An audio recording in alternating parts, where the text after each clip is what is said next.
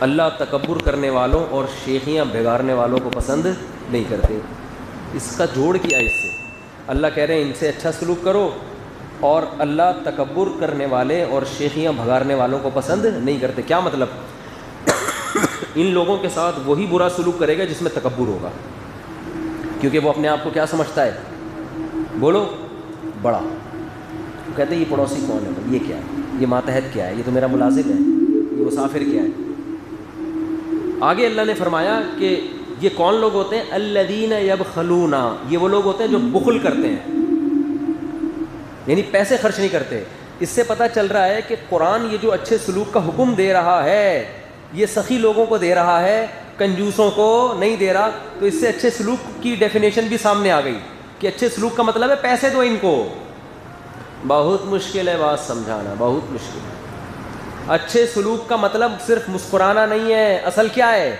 ان میں جو ضرورت مند ہو اس کے ساتھ پیسوں کے ذریعے تعاون کرو. اللہ نے تمہیں پیسہ دیا تو ان کے ساتھ تعاون کرو، کیونکہ اگر تم ان کے ساتھ تعاون نہیں کرتے اس کا مطلب تم میں تکبر ہے. تکبر کیوں آیا؟ تم اس پیسے کو اپنا کمال سمجھتے ہو، اللہ کی بھیک نہیں سمجھتے، یہ تکبر ہے. اور فخورہ کا مطلب شیخیاں بگاڑتے ہو، میں نے کمایا، میرا پیسہ. یہ غریب لوگ، ان کے تو قابلیت ہی نہیں ہے تبھی ان کے پاس پیسہ نہیں ہے.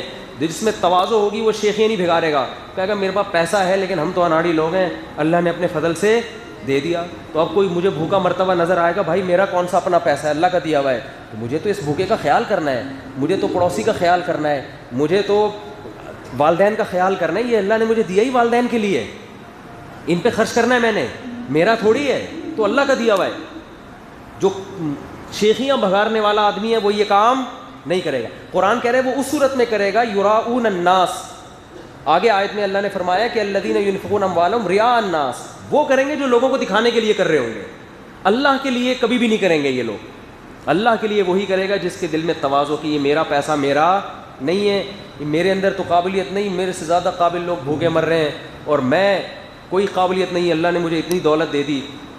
تو اس سے صاف پتہ چل رہا ہے کہ یہ حقوق ادا کرنے کی بات جہاں بھی قرآن کرتا ہے تو قرآن کا سب سے پہلے فوکس ہوتا ہے کہ ان پہ کیا کرنا ہے؟ پیسہ. اور آج مسکرانے کے لیے جتنے دانت نکلوا لو ان کے منہ سے، پیسہ خرچ کرنے کے لیے تیار نہیں.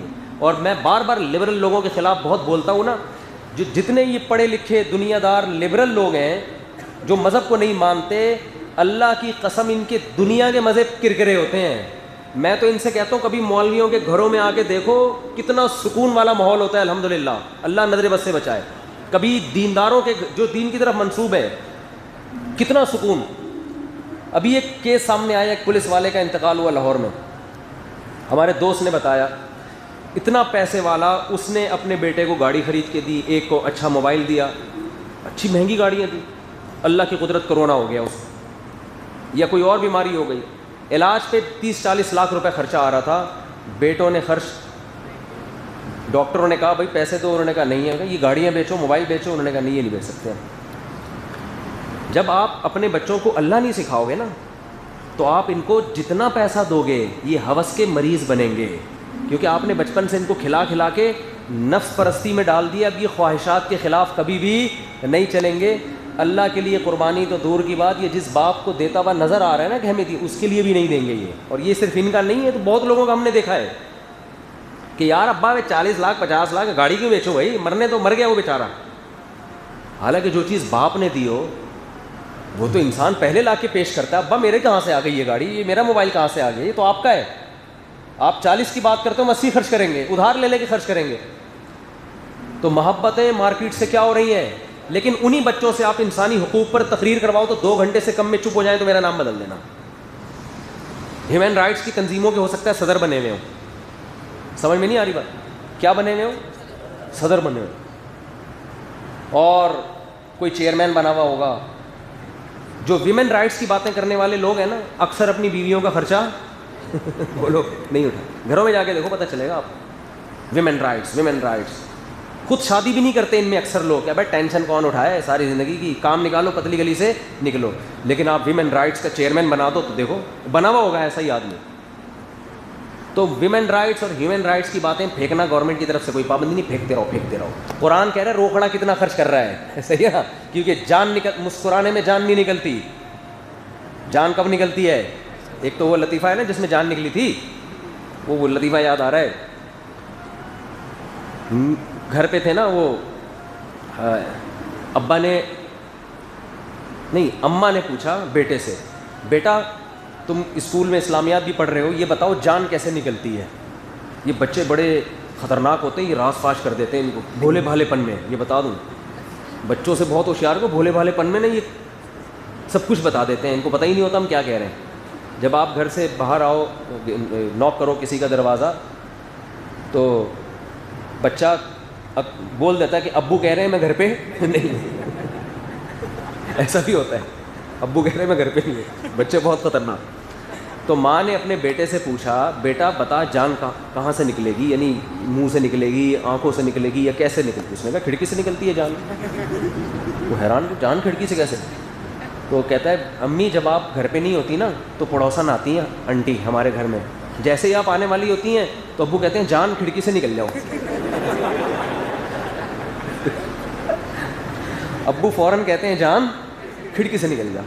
تو یہ لفظ اس نے اتنا سنا تھا, اس کا خیال تھا کہ جان ہمیشہ کہاں سے نکلتی ہے؟ کھڑکی سے نکلتی. بھائی ویڈیو نہیں بناؤ, ہیلو, بالکل سختی سے پابندی ہے. تو اصل جو جان نکلتی ہے نا انسان کی, وہ روکڑا خرچ کرنے سے نکلتی ہے. اور قرآن ساری ترغیبات کس پہ دے رہا ہے؟ پیسے دو, پیسے خرچ کرو, ماں باپ پہ, بہن بھائیوں پہ, ماتحتوں پہ, پڑوسیوں پہ, اور دور کا پڑوسی, قریب کا پڑوسی, ماتحت غلاموں پہ.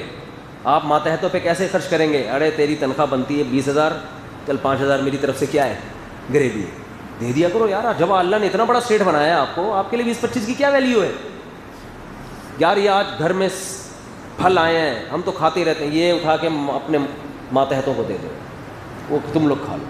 فیکٹریوں کے مالکان نے ایسا نچوڑا ہوا ہوتا ہے نا. تنخواہیں کیسی ہوتی ہیں؟ 25,326 روپے. ابے 26 کو پورا ہی 100 کر لے یار. بھائی ایک آدمی نے مجھے بتایا, میرے فیکٹری کا مالک مجھے تنخواہ دیتا تھا 20,256. کہتے ہیں میں نے کہا یا تو یہ 256 ختم کر لے, مجھے نہیں چاہیے, پورے 20,000 دے دے, یا اس کو 500 کر دے پورا. لیکن نہیں, 1 روپیہ نہیں بڑھائے گا وہ. حالانکہ اس میں اپنا فائدہ ہے. آپ اپنے ملازمین کو تنخواہ کے علاوہ دیتے رہو. یہ جو ہم اپنے بڑوں کے ساتھ اٹیچ ہیں نا اتنے, میں پنجاب میں رہا ہوں 2002 میں, وہاں لوگوں نے مجھے اتنا زور لگایا کہ آپ ہماری مسجد کے امام بن جاؤ, ہم یہ تنخواہ دیں گے آپ کو, ہم آپ کو گھر الگ بنا کے دیں گے, آپ کو حج کرائیں گے, اور یہ بڑی آفریں کی. جو کراچی کی, یہاں تو میرا وظیفہ بہت تھوڑا تھا جامعۃ الرشید میں, اتنی آفریں کی. بڑی محبت والے لوگ تھے, میں روزانہ وہاں بیان کرتا تھا, تو بیٹھتے آپ کو یہاں سے جانے نہیں دیں گے, ہم آپ یہاں مسجد کا امام بنو آپ. میں اس وقت بالکل باریک سا آدمی, مجھے خوراک کی ضرورت بھی اس وقت بہت زیادہ تھی. اور پنجاب والے اتنا اکرام کیا کہ 1 مہینہ رمضان میں نہ مجھے اپنے خرچے پہ سحری بنانے دی, اور نہ میرے گھر والے بھی ساتھ تھے, بچے بھی ساتھ تھے. روزانہ دودھ آ رہا ہے میرے گھر میں, دہی آ رہی ہے, افطاری آ رہی ہے. ہم نے کہا یار, اور ہدیے آ رہے ہیں. وہی پنجاب میں یہ بات ہے, پنجاب کے لوگ بہرحال سخی ہیں اس معاملے. کراچی کے لوگ علماء سے محبت اتنی ٹوٹ کے کرتے ہیں کہ آپ کو کیا بتاؤں. لیکن یہاں اماموں کو ہدیے دینے کا رواج نہیں ہے. مجھے تو خیال ہوا یار پنجاب کی مسجد تلاش کرو, بس بسے آ رہے تھے, کی نہیں میں نے.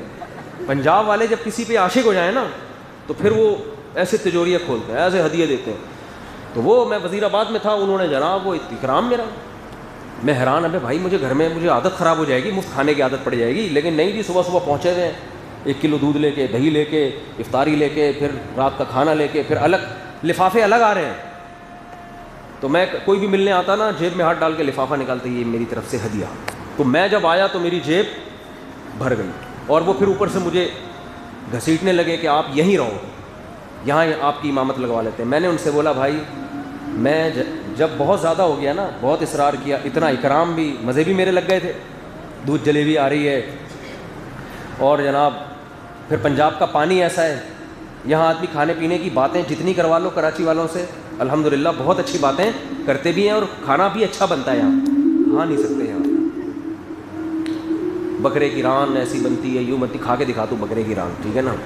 بولتا ہوں بات ہے یہاں وہ کہ پانی اس طرح کا ہے، ہوا اس طرح کی بھوک نہیں. ہم جب پنجاب جاتے ہیں بھوک ڈبل ہو جاتی ہے، بلوچستان بھی جاؤ بھوک ڈبل ہو جاتی ہے. کراچی کا پتہ نہیں ماحول ایسا ہے کہ یہاں وہ بھوک نہیں ہے. تو تہذیب الحمدللہ یہاں بہت ہے، اخلاقیات ہیں، بات تمیز سے وغیرہ وغیرہ. لیکن وہ بھی میں نے بتایا کہ اچھا کراچی میں جو خرچ کرنے کا رواج ہے وہ دینی مدرسوں پہ ہے، وہ شخصیات پہ نہیں کرتے. مسجدوں میں بنوائیں گے اور مدرسوں میں مدرسوں میں تو یہاں سے بہت جاتا ہے، پورے پاکستان جاتا ہے. لیکن یہاں کو یہ رواج نہیں ہے کہ جیسے وہ لوگ ہوتے ہیں نا کہ کسی سے عقیدت محبت ہو گئی تو وہ پیسے خرچ کرتے ہیں. یہاں عقیدت محبت جتنی بھی ہو گئی تو زبان سے پیچھے چلے جائیں گے پیچھے چلے جائیں گے زبان سے. تو مجھے کیا وہاں پر اتنی آفریں آ رہی تھیں تو میں نے ان سے کیا کہا. ایک دن میں نے کہا بھائی میں جامعۃ الرشید کا بندہ ہوں، اللہ کا بندہ ہوں ویسے تو، کیونکہ ہمارے اکابر نے اتنا اچھا سلوک کیا ہمارے ساتھ، اتنا اچھا سلوک کیا کہ بھائی میں ان کو کسی قیمت پہ چھوڑنے کے لیے تیار نہیں. میں نے کہا دیکھو وہ اگر مجھے کہیں کہ وہاں سے واپس نہ ہو وہیں رہو، وہ میری تشکیل کر دیں تو آپ بھگا کے دکھاؤ پھر مجھے یہاں سے اور اگر وہ مجھے ایک کال کر دیں کہ واپس آ جاؤ تو آپ میرے قدموں میں سونے کے مٹکے بھی لا کے رکھو گے، میں یہاں ٹکنے والا نہیں. کیونکہ میں نے کہا میں جن بزرگوں سے میرا تعلق ہے نا ان کے پر مجھے اتنا اعتماد اللہ نے دلا دیا کہ ان سے زیادہ اچھا مجھے مارکیٹ میں ملے گا نہیں. چند چیزیں ہوتی ہیں لیکن یاد رہ جاتی ہیں. ہم نے اپنے بڑوں کو دیکھا یار ہمارے کوئی مالی پریشانی طالب علم کے اول تو آئی نہیں، لیکن وہ خیال اپنی جیب سے ہدیے نکال کے ہم کو دے رہے ہیں پیسے. ٹیچر کہ یار ایک طالب علم ہے پتہ نہیں اس کے ساتھ کیا ہو رہا ہو، گزارا ہو رہا ہے نہیں ہو رہا، یہ لوگ حالانکہ ان کی اپنی تنخواہیں کم. تو ماتحتوں کے ساتھ جب آپ اچھا سلوک کرتے ہو تھوڑی سی بھی غیرت ماتحت میں ہوگی، وہ اس اچھے سلوک کو بھولتا. مجھے یاد ہے میرے ایک استاذ نے مجھے پیسے دیے، حالانکہ ان کی بہت کم تنخواہ تھی، مجھے ضرورت نہیں تھی پیسوں کی. انہوں نے کہا یار پتہ نہیں کیا، میں نے پھر بتایا میرے حالات اچھے ہیں. پھر ایک اور طالب علم تھا ایران سے آیا ہوا تھا پڑھنے کے لیے، اس کو چپکے سے نکال کے نا دے رہے ہیں پیسے، مٹھی تو ڈال رہے رکھ لے وہ کہہ رہے نہیں میں نے، اس کو آنکھیں دکھا رہے ہیں نا، وہ پٹھان استاد سے ایسے آنکھیں لال ہو جاتی تھی غصے میں، وہ بیچارے نا ایسے کر کے رکھ لیا. تو آپ نے تو یہ امیج سنا ہے مولویوں کا، بس مانگتے رہتے ہیں مانگتے رہتے ہیں مانگتے رہتے ہیں. ہم نے جن اپنے مولویوں کو دیکھا، جن بزرگوں کو دیکھا، ہم نے کہا یار یہ کیا کر رہے ہیں، یہ تو لٹا رہے ہیں، یہ تو ہم پہ خرچ کر رہے ہیں، اپنی جیب سے خرچ کر رہے ہیں. تو ایک انگریز کا مقولہ ہے، انگریز بھی بعض دفعہ اچھی باتیں کرتے ہیں، بعض دفعہ نہیں بہت دفعہ کرتے ہیں. ایک شیکسپیئر کا ایک مقولہ ہے، وہ مسجد میں سنانے کا نہیں ہے، تو وہ پھر کسی اور وقت نجی محفل میں انشاءاللہ ہم سنائیں گے. تو جب شیکسپیئر نے وہ مقولہ کہا نا، وہ کہا تو اس نے پتہ نہیں کب ہوگا، میں نے کہا یار انگریزوں کے بزرگ کیسے ہوتے ہیں یار انگریزوں کے بزرگ کس قسم کی باتیں کرتے ہیں. بات 100% ٹھیک کی تھی لیکن بڑی عجیب بات تھی. وہ کبھی چھاؤں میں اکیلے میں ملاقات ہوگی تو بتائیں گے انشاءاللہ. تو ایک انگریز نے یہ بات لکھی ہے اور بالکل صحیح لکھی ہے کہ کبھی اپنے ماتحت کو آپ باؤنڈ نہ کریں کہ ہمیشہ آپ کے ساتھ رہے گا. یہ جو ایگریمنٹ ہو جاتے ہیں نا 20 سال تک کمپنی چھوڑ کے نہیں جانا، 10 سال تک چھوڑ کے نہیں جانا ہے، اور پھر چاروں طرف سے کوششیں کر رہے ہوتے ہیں ملازمین کے بارے میں. ایک فیکٹری کے مالک نے مجھے بتایا میں ان کمبختوں کو میں نے کام سکھایا ہے، 6 مہینے جاب کرتے ہیں، میرے سکھائے ہوئے کام پہ کہیں اور جا کے کما رہے ہوتے ہیں. تو میں نے کہا آپ نے جو ان کو کام سکھایا اپنے فائدے کے لیے سکھایا نا، یہ اللہ کے لیے سکھایا کریں، اپنی فیکٹری کے لیے. تو میں نے کہا وہ بھی اپنے فائدے کے لیے، جب ان کو کہیں اور سے آفر آئے گی تو وہ کیوں ٹکے گا آپ کے پاس؟ یہ کوئی باتیں کرنے کی فضول، وہ کہ پابند تھوڑی ہو گیا ہے آپ کا، معاہدہ تھوڑی ہوا ہے کوئی اس کا، اور اگر معاہدہ ہوگا تو وہ مانے گا بھی نہیں معاہدہ، وہ یعنی وہ کرے گا ہی نہیں ایسا کوئی معاہدہ. تو ایک انگریز نے لکھا ہے کہ اپنے ماتحتوں کو کبھی پابند نہ کرو، بلکہ ان کو بتایا کرو بھائی تمہیں یہاں سے اچھی جاب مل جائے، کوئی کام کا موقع ملے تو 1 دفعہ نہیں بلکہ 100 دفعہ جاؤ، لیکن سلوک اتنا اچھا کرو کہ انہیں کہیں موقع مل بھی رہا ہو تو وہ جانے کے لیے تیار نہ ہو، بولے یار یہاں جتنی سہولت اور عزت ہے کہیں اور نہیں ہے. کام ایسا کرو. تو کام کر نہیں رہے ہوتے، تنخواہیں نچوڑ کے دے رہے ہیں، بس وہ نا ہر چیز بزنس بن گئی ہے، اس نے کیونکہ پلس مائنس کر کے پروفٹ دیکھنا ہے. اگر وہ زیادہ تنخواہیں دے گا تو پروفٹ کا مارجن کیا ہو جائے گا؟ کم. اب گورا یہ کام کرے تو سمجھ میں آتا ہے، مسلمان تو پروفٹ کون سا دیکھتا ہے؟ یار میں ان کی زیادہ تنخواہیں دے رہا ہوں تو یہاں کم ہو رہا ہے، وہاں کیا ہو رہا ہے؟ دوسرا ہم تو برکت کے بھی قائل ہیں. انگریز کی ڈکشنری میں برکت کا لفظ اس معنی میں نہیں ہے جو ہمارے یہاں ہے. وہ تو کہہ رہے ہیں برکت کیا ہوتی ہے، یہ پیسے ہیں، یہ 100 روپے ہیں، یہ 100 روپے، برکت کیا ہوتی ہے بھائی؟ ہم تو برکت کے قائل ہیں. ہم کہتے ہیں بھائی 1000 جو برکت والے وہ بے برکتی 1,00,000 روپے سے بہتر. 1 لاکھ جو برکت کے بغیر آئیں وہ پھر بھی بھیک مانگتا رہتا ہے. لوگ آتے ہیں کہ ہماری اتنی تنخواہ ہے, برکت نہیں ہے, ہم روتے رہتے ہیں. میں کہتا ہوں اس سے آدھی آدھی تنخواہوں کے لوگ ہم نے دیکھے ہیں, وہ کہتے ہیں پھر بھی بچ جاتا ہے. میرے پاس ایسے لوگ بھی یہاں ہیں کہ یار یہ تنخواہ ہے مفتی صاحب سمجھ میں ہی نہیں آ رہا, کھا پی بھی لیتے ہیں, گھر کے بجلی کے بل گیس ویس سب ہو جاتا ہے, پھر بھی بچ رہے, کیا کروں میں, کیا کروں میں. دیکھو یہ برکت ہو رہی ہے تو ہے نا, لیکن ایسے بھی یہ روتے ہی رہیں گے ساری زندگی بیٹھ کے روتے رہیں گے. تو ہم تو برکت کے بھی قائل ہیں. تو قرآن کیا کہہ رہا ہے, ماتحتوں کے ساتھ کیا کرو, اچھا سلوک. تو اچھے سلوک کی ڈیفینیشن قرآن کیا کر رہا ہے, بولو, روکڑا خرچ کرو. تو جو کہیں بھی آفیسر ہے نا, گورنمنٹ کے ادارے میں آفیسر ہے, ماتحتوں کو چھپڑ میں پیسے کبھی کبھار دے دیا کرو. جس کو لگے کہ یہ بیچارہ مستحق ہے, چھپڑ میں بلا کے اس کو لفافے میں تھوڑے سے پیسے ڈال دو. کوئی فوج میں بڑا آفیسر ہے, اس کے ماتحت کوئی فوجی ہیں, تو یہ بڑا آفیسر چھپڑ میں بلا کے تھوڑے سے پیسے اس کی جیب میں ڈال دے. دیکھو یہ ابھی تو سلوٹ کرتا ہے, گورنمنٹ کا قانون ہے, لا ہے نا, پیٹ پیچھے ہو سکتا ہے گالیاں دے رہا ہوں, جیسے ہی سر آئیں گے سر ایک دم سلوٹ کرے گا. جب آپ اس طرح کریں گے تو پھر وہ دل سے سلوٹ کرے گا. آپ جہاں نہیں بھی کرنا ہوگا صحیح ہے نا, وہاں بھی کیا کرے گا. ایسے بھی لوگ ہیں. تو اپنے ماتحتوں کے, ٹیچر ہو آپ, طلبہ کا خیال کر لو, جیسے ہمارے استاذ کیا کرتے تھے خیال, طلبہ کا خیال کر لو کہ یار کبھی اپنی جیب سے بھی خرچ کر دیا کرو. آپ مسجد کے امام ہو تو آپ خود کبھی اپنی جیب سے بھی ڈبے میں چندہ, بہت سے امام ڈالتے ہیں الحمدللہ, لیکن آپ ڈالو گے تو زیادہ لوگوں پہ اثر پڑے گا. تو ہر وقت بس لوگوں سے چندہ مانگنا, خود نہ کرنا, اس سے وقتی طور پر تو کچھ پیسے انسان بچا لیتا ہے. تو قرآن میں اچھے سلوک کی ڈیفینیشن سمجھ میں آ گئی کہ ان پہ کیا کرنا ہے, خرچ. الذین یبخلون ویأمرون الناس بالبخل. آگے قرآن کیا کہہ رہا ہے کہ وماذا علیہم لو آمنوا باللہ والیوم الآخر وانفقوا مما رزقہم اللہ. ان کو ہو کیا گیا کہ یہ اللہ اور آخرت پر ایمان لا کے خرچ کرنا کیوں نہیں شروع کر دیتے. یعنی اللہ کہہ رہے ہیں اتنی لمبی تقریر سننے کے بعد بھی تمہیں اثر کیوں نہیں ہو رہا. یعنی اللہ اور آخرت پر ایمان لاؤ اور خرچ کرنا شروع کر دو. اس میں بتا دیا کہ خرچ اس وقت تک ہوگا نہیں جب تک آخرت پہ ایمان ہوگا نہیں. اللہ پہ ایمان کا مطلب پتہ ہے کہ اللہ کے لیے دے رہا ہوں, وہ لوٹا دے گا. اور آخرت پر ایمان کا مطلب یہ ضائع نہیں ہو رہا, آخرت میں محفوظ ہو رہا ہے. تو اس سے سخی بننے کے لیے آخرت پر ایمان بہت ضروری ہے. آپ کو کچھ پتہ نہیں کب مر جائیں. لوگوں نے بڑھاپے کے لیے مؤخر کر کے رکھا ہوا ہے, ہم اس وقت ٹرسٹ بنائیں گے, صدقہ کریں گے جب سارے کاموں سے فارغ ہو کر کرنے دھرنے کے لیے کوئی کام نہیں بچے گا, پھر ہم کیا کریں گے, پھر میں اپنے ابا کے ایصال ثواب کے لیے ایک مسجد بناؤں. یہ لوگوں کی سوچ ہو. بھائی جوانی میں خرچ کرو, سمجھتے ہو کب خرچ کرو. حدیث میں آتا ہے سب سے بہترین صدقہ وہ کہ صدقہ کرتے ہوئے آپ کو خیال ہو کہ یہ رقم اگر میں بزنس میں لگاتا تو فائدہ ہوتا, اور اگر میں ابھی صدقہ نہیں کروں گا, صدقہ کیا تو فقر و فاقہ بھی آ سکتا ہے. یہ کنڈیشن تھوڑا سا دل میں آرے چلنے چاہیے. یعنی حدیث کا مفہوم یہ ہے, جس صدقے میں دل تھوڑا سا بیٹھ رہا ہو, گھبرا رہا ہو, یار کیا کر رہا ہے یار تو اس کا مطلب یہ خاندانی صدقہ ہو رہا ہے. اور جس صدقے میں کچھ بھی نہ ہو رہا ہو, ٹٹولے چونی اٹھنی مل نہیں رہے, تو چلو یہ کیا لگا, اور اس میں بھی یہ ہو کہ میرے بلائیں کیا ہوں گی, ٹل جائیں گی. تو صدقہ تو وہ ہوتا ہے دل تھوڑا سا اس میں جلے. اس میں لاؤس. آج تو بہت لمبا بیان ہو گیا, یعنی لمبا کا مطلب یہ کہ اتنا بھی نہیں کرنا تھا میں نے. ہائے ہائے میری عمر 18 سال ہے, اچھا کما لیتا ہوں, لیکن خاندان والے اور امی ابو شادی نہیں کرنے دے رہے. بولتے ہیں کہ نبی نے بھی 25 سال میں شادی کی تھی. نبی نے جب 25 سال میں شادی کی تھی تو اس وقت آپ کو نبوت نہیں ملی تھی, سمجھ رہے ہیں. اس وقت کے احکام ہمارے لیے حجت نہیں ہے. جب نبی کو نبوت ملی ہے پھر آپ کا ارشاد دیکھا جائے گا کہ یا معاشر الشباب, اے نوجوانوں. نوجوان 15 سال میں ہو جاتا ہے انسان, عربی لغت اگر دیکھیں, اے نوجوانوں, من استطاع منکم الباءۃ فلیتزوج. دیکھو میں ایک بات ماں باپ سے کہتا ہوں, کیا بتائیں یار, بڑی بےہودگی کی بات ہے.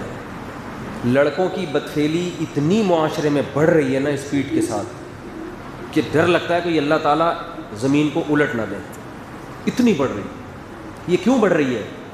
ماں باپ اپنے بچوں کی جلدی شادی نہیں کرتے, اور اس کی بھی وجہ یہی ہے کہ وہ بچوں کے ساتھ حسن سلوک میں ان پہ خرچ کرنے کو داخل کرتے ہی نہیں ہیں. بھائی ماں باپ پر بھی تو لازم ہے بچے کے ساتھ اچھا سلوک کریں. تو بھائی تنخواہ کم ہے تو کچھ ابا تعاون کر دیں, کہ یار میری بھی تو بہو ہوگی وہ جو آئے گی. لیکن ابا وہی پیسہ نکالنے کے لیے تیار نہیں ہے کہ بہو گھر میں 2 روٹی زیادہ کھائے گی تو میرے خرچے پہ کیوں کھائے, بیوی اس کی کھا کس کے خرچے پہ رہی ہے, میرے. یہ بھی ابا میں بخل ہے, کنجوسی ہے. بھائی بیوی اس کی ہے, بہو بھی تو ہے آپ کی, اور یہ بیٹا کس کا ہے, یہ محلے والوں سے لیا تھا آپ نے ہیں. جیسے وہ ابھی پھر وہی آ جائے گا عرش والا مسئلہ. وہ کہہ رہے ہیں نا عرش, نبی کی قبر کی جو مٹی ہے عرش سے افضل ہے, تو کہتے ہیں وہ عرش تو اللہ کا ہے, اللہ کا عرش سے نبی کی قبر کی مٹی زیادہ افضل ہو گئی, گویا آپ نے اللہ سے بھی بڑھا دیا. تو ان سے میں کہتا ہوں کہ اللہ کا عرش اچھا ہے, اللہ کا عرش وہ اگر وہ اللہ کا ہے تو یہ نبی کس کے ہیں, یہ بھی تو اللہ ہی کے ہیں نا. ان کی عظمت اور ان کی مٹی کی عظمت بھی تو اللہ کی وجہ سے ہے. تو ابا کہہ رہے ہوتے ہیں میں, میری بیوی نہیں ہے تو میں کیوں خرچہ کروں, یہ تو میرے بیٹے کی ہے. تو تیرا بیٹا کس کا ہے بھائی, کہ مارکیٹ سے لے کر آئے تھے اس کو آپ, اسی طرح بنا بنائے ریڈی میڈ ملا تھا. تو بھائی یہ بھی تو بلڈ ایک ریلیشن ہے, باپ سے اور بیٹے کے رشتے سے زیادہ اچھا رشتہ کون سا ہوگا. تھوڑا سا تھیلا خرچ کر دو یار, اپنے خرچے پہ کھلا دو, صدقے کا ثواب ملے گا. بہو کو جتنا کھائے گی آپ کے خرچے پہ صدقے کا ثواب ملے گا. بیوی کو کھلانے پہ حدیث میں آتا ہے سب سے بہتر صدقہ وہ ہے جو نوالا تم اپنی بیوی کو کھلاتے ہو. سب سے پہلے تو یہاں سے صدقہ شروع ہوتا ہے. ہاں اولاد نالائق ہے تو میں منع کرتا ہوں. بعض نالائق ایسے ہوتے ہیں ذمہ داری پوری نہیں کر رہے, ابا نے اپنے خرچے پہ شادی کرا دی تو پوستی بن کے پڑ جاتے ہیں. بچوں کی اسپیڈ بہت ہوتی ہے ان کی, میرے بیان سنے ہوئے ہوتے ہیں انہوں نے, آدھے سنے ہوئے ہوتے ہیں, آدھے بچوں کی اسپیڈ والے بیان سنے ہوتے ہیں کہ اتنی اسپیڈ ہونی چاہیے, یہ نہیں سنا ہوتا کہ ذمہ داری بھی آپ نے اٹھانی ہے. تو اسپیڈ پوری ہوتی ہے کیونکہ پال کون رہا ہے, ابا پال رہے ہیں تو ذمہ داری ہے ہی نہیں. تو انہوں نے کہا اسپیڈ کو فوکس کرو فی الحال, ٹھیک ہے نا, کیونکہ کس کے خرچے پہ پل رہے ہیں, ابا کے. تو اگر بچہ اس طرح کا نالائق بچہ ہے تو پھر میں منع کرتا ہوں ابا کو کہ نہ کرو. لیکن بچہ اگر تھوڑا بہت اس میں قابلیت ہے, سمجھدار ہے, آپ کو پتہ ہے یار ابھی تھوڑی تنخواہ کم ہے یا تنخواہ ہے ہی نہیں لیکن لگ جائے گی, پڑھ رہا ہے, تو چلو یار ساری زندگی میرے خرچے پہ اس نے کھایا, شادی بھی کر لے, کیا جا رہا ہے, بہو آئے گی ہم کھلائیں گے. بہو کو بھی تو احساس ہوگا کہ مجھے میرا سسر کھلاتا ہے, وہ باپ سمجھے گی اس کو. بہو کو پتہ ہے ایک دھیلا خرچ نہیں کیا میرے سسر نے, بلکہ میرے شوہر کو شادی نہیں کرنے دے رہے تھے کہ آمدن تقسیم نہ ہو جائے. تو لہذا بہو سسر کو ابا ان لا ماننے کے لیے تیار نہیں ہوتی, لیکن سسر صاحب کی خواہش یہ ہوتی ہے کہ بہو میری فرما بردار بن کے رہے. وہی مثال آ جائے گی, ساس مشورے دے رہی ہیں اپنے داماد کو کہ بچوں کو بیکن ہاؤس سٹی اسکول میں پڑھاؤ. داماد کہہ رہے ہیں میرے پاس پیسے نہیں ہیں, کہہ رہے ہو نہ ہو آپ نے پڑھانا پڑے گا. داماد کہہ رہے ہیں آپ ایسے مشورے کیوں دے رہی ہیں جو میری استطاعت سے باہر ہیں. ساس کہنی ہماری بھی تو اولاد ہے. داماد یہاں کے کیا ہو جاتا ہے, خاموش. میں داماد کو کہتا ہوں یہاں سے بات شروع ہو رہی ہے. جب ساس کہا کریں ہماری بھی اولاد ہے تو بولے بالکل ہے, لہٰذا آدھے پیسے کون دے گا اب اس کی فیس کے, آپ دیں گے کیونکہ آپ کی بھی کیا یہ اولاد. تو خالی پیلی کی اولادیں تھوڑی ہوتی ہیں. بڑا بھائی جب گھر میں بڑا ہے تو تھوڑا باپ بن کے دکھائے نا, وہ چھوٹے پہ خرچ کرے, پھر احترام کروائے, مزہ نہیں آئے تو پیسے واپس. وہ بڑا بس دھوس جما رہا تھا میں تیرے 10 سال پہلے چونکہ پیدا ہو گیا ہوں, لہٰذا تو نے مجھ پر, تو نے میرا احترام. ہم تو پھر بھی کہیں گے احترام کرو, 10 سال پہلے آیا دنیا میں, بڑا ہے نا یہ. لیکن بڑا بھائی پان گٹکے کے پیسے نہیں دے رہا ہے اس چھوٹے کو, وہ گٹکے کے پیسے پڑوسیوں سے مانگ رہا ہے. تو کس بات کا بڑا ہے بھائی پھر تو؟ بڑا بن کے دکھائے آدمی تو خدا کی قسم جس کو اللہ نے بڑا بنائے, پیسہ خرچ کرو, اتنا مزہ آتا ہے کہ اللہ نے مجھے کیا بنا دیا, بڑا بنا دیا. میں کھلا رہا ہوں اپنے چھوٹے بھائی کو, میں کھلاتا ہوں, گٹکے کے پیسے مجھ سے لیتا ہے. آج کل جو چل رہا ہے وہی بولوں گا نا, دودھ کے تھوڑی پیسے لے گا کہ میں نے آج بھینس کا دودھ پینا ہے. وہ تو گیا ونس اپون اے ٹائم کہ لوگ بھینس کا دودھ پیا کرتے تھے. ابھی تو طاقت, میں ایک دن تھک گیا نا, نیند نہیں ہوئی میری, تو مجھے یہ جو ریکارڈنگ کرتے ہیں فہد صاحب, مجھے کہنے لگا وہ بولو وہ انرجی وہ نہیں آتی کیا, انرجی بوسٹ آتی ہے, اسٹنگ پی لو. میں نے کہا کیوں؟ کہہ رہے تم انرجی آ جائے گی اس سے. میں نے کہا پھر سٹا لگا لیتا ہوں یار, چرس برس لے آؤ. یہ انرجی, یہ اس ٹائپ کی انرجی کا کیا کرنا ہے ہم نے, یہ تو نشہ ہے. تو یہ تو نشہ ہے بھائی. تو یہ لڑکوں کے کیا ہو رہا ہے, تو بڑا ہے, بڑے کا مطلب کیا ہوتا ہے, تو بڑا بن کے دکھائے, تو چھوٹا بھی تمیز کرے گا انشاءاللہ. تو باپ کو بھی چاہیے کیا بنے, باپ. بولا بیٹا میں جب تمہارا زندہ ہوں تو کسی اور سے پیسے کیوں مانگ رہا ہے بھائی. باپ کو چاہیے بیٹے سے بولے, اگر سمجھدار بچہ, یہ بتا دو میں, وہ گالی دے دوں, الو کا پٹھا اگر ہے وہ اگر الو کا پٹھا ہے معذرت کے ساتھ, جیسے ہیں باپ نے شادی کرا دی, ایک عذاب میں آ گیا باپ, وہ پڑ گیا بالکل نا, پہلے تو تھوڑا بہت کچھ کرنے کا تھا، اب وہ بھی گیا، اس سے بھی گیا، کیونکہ اس کو پتا ہے اب یار کوئی جو ایک شادی کی وجہ سے تو بعض لوگ جاب کرتے ہیں، وہ بھی جب ہو گئی تو بس چھوڑو، اب کیا بچوں کو ہر سال مارکیٹ میں نیا مال آ رہا ہے. ابا کہہ رہا ہے یار میں اس کو پالوں، اس کی بیوی کو پالوں، اس کے کم بخت کے بچے بھی میرے ذمے، میں اپنے بچوں کو پالوں، اس کو پالوں میں. تو میں ان سے پھر لوگوں سے کہتا ہوں کہ بھائی آپ میرے سے مشورہ تو لے لیتے، میں ہر بچے کی شادی کرانے کا مشورہ نہیں دیتا. میں اس بچے کا کہتا ہوں جو پڑھائی میں دلچسپی لے رہا ہے، اپنی ذمہ داری پوری کر رہا ہے، امتحان میں نمبر اچھے آ رہے ہیں، اس کا مطلب ذمہ دار ہے، کاہل نہیں ہے. تو باپ کا یار جہاں اتنا عرصہ کھلایا ہے، بیٹا تیری شادی کس کے ذمے ہے؟ میرے ذمے. صحابہ تو ایسے ہی کرتے تھے. عبداللہ بن عباس کے بیٹے جوان ہوئے، 3 بیٹے، تینوں کو بلایا، دیکھو زنا مت کرنا، برائی کی طرف مت جانا، جس نے شادی کرنی ہو مجھے بتائے، میں کراؤں گا اس کی شادی. مہر پہلے بہت ہوا کرتا تھا نا، میں دوں گا سارا خرچہ. تو اس لیے وہ لوگ برائیوں سے کیا تھے؟ محفوظ. اب ماں باپ نہیں کرا رہے کیونکہ ماں باپ چاہتے ہیں ہماری آمدن بہو کی جیب میں نہ چلی جائے. چھوڑو یار، تم نے کھلایا پلایا، اللہ نے اولاد کو اتنا بڑا اولاد پر تمہارا حق رکھ دیا ہے، وہ اولاد کے ذمے ہے کہ تمہیں پالے، وہ آمدن ہو نہ ہو تمہیں پالے گا. تم تو اپنی ذمہ داریاں پوری کرو. تو ماں باپ اگر بچوں کی شادی ٹائم پہ نہیں کراتے، میرے بھائی اس سے بہت بڑی بڑی برائیاں جنم لے رہی ہیں. لڑکوں، ہر انسان جو عمل کر رہا ہے اس کو اس کا بدلہ دے دیا جائے. اچھا کرے تو اچھائی کا بدلہ، برا کرے تو سزا ملے. بس دنیا میں تھوڑی سزا ملتی ہے بھائی، کہاں ملتی ہے سزا دنیا میں؟ ایک آپ نے 100 انسانوں کو قتل کر دیا، سزا کتنی ملے گی آپ کو؟ ایک کی، وہ بھی پوری نہیں ملے گی، ایک جز کی سزا ملے گی. دوسرے جو خدا کی نافرمانی کی اس کی تو ملتی ہی نہیں ہے دنیا میں. آگے اللہ فرماتے ہیں فَلَا يَصُدَّنَّكَ عَنْهَا مَن لَّا يُؤْمِنُ بِهَا. اے موسیٰ کچھ لوگ ایسے ہوں گے جو قیامت کے منکر ہوں گے، وہ آپ کو اس قیامت سے روک نہ دیں، غافل نہ کر دیں. سوسائٹی میں ایسے سائنسدان قسم کے، ڈاروین کے ڈسے ہوئے لوگ ہوں گے جو کہیں گے کچھ نہیں ہے، کچھ نہیں ہے. لا يَصُدَّنَّكَ عَنْهَا. ایسے لوگ ہرگز تمہیں آخرت سے غافل نہ کر دیں. وَاتَّبَعَ هَوَاهُ. یہ وہی شخص ہیں جو اپنی خواہشات کے پیچھے چلتے ہیں. یہ شراب چاہتے ہیں لیگل ہو جائے، یہ چاہتے ہیں زنا حلال ہو جائے، گرل فرینڈ بوائے فرینڈ کا سسٹم سوسائٹی میں پھیل جائے، روزے ووزے ختم، نماز ختم، زکوٰۃ ختم، لائف کو انجوائے. اس میں سب سے بڑی اس انجوائمنٹ میں جو رکاوٹ ہے وہ کیا ہے؟ قیامت، آخرت کا تصور. لہذا یہ آخرت کا تصور کا انکار کریں گے تاکہ ہماری انٹرٹینمنٹ میں کوئی فرق. آپ لوگ تو فضول لوگ. ابے منہ سے جملہ جو ہے نا، جب بھی بات ہوا کرے آدھی تو جملہ اس کو فل ان دا بلینکس امتحان میں نہیں آتا تھا، خالی جگہ پر کیا کریں. لِتُجْزَىٰ كُلُّ ہاں وَاتَّبَعَ هَوَاهُ. اے موسیٰ جو اپنی خواہشات کے پیچھے چل رہا ہے نا، وہ اس کا انکار کرے گا، اوٹ پٹانگ دلائل دے گا کہ سائنس اس بات کو نہیں مانتی ہے کہ ہم دوبارہ زندہ ہو سکتے ہیں. سائنس میں تو کہیں بھی نہیں لکھا ہوا. تو یہ وہ لوگ ہوں گے جو خواہشات کے غلام ہوں گے، خواہشات کے غلام، وہ اس کا انکار کریں گے. فتردا. اے موسیٰ اگر تو نے بھی ان کی باتوں میں آ کے انکار کر دیا، فتردا، تو ہلاک ہو گیا، پھر برباد. حضرت موسیٰ کہاں انکار کریں گے بھائی؟ ہمیں سمجھایا جا رہا ہے. کس کو سمجھایا جا رہا ہے؟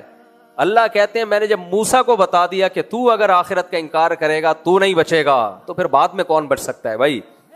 وَمَا تِلْكَ بِيَمِينِكَ يَا موسیٰ. اللہ نے اپنا پیغام پورا دے دیا.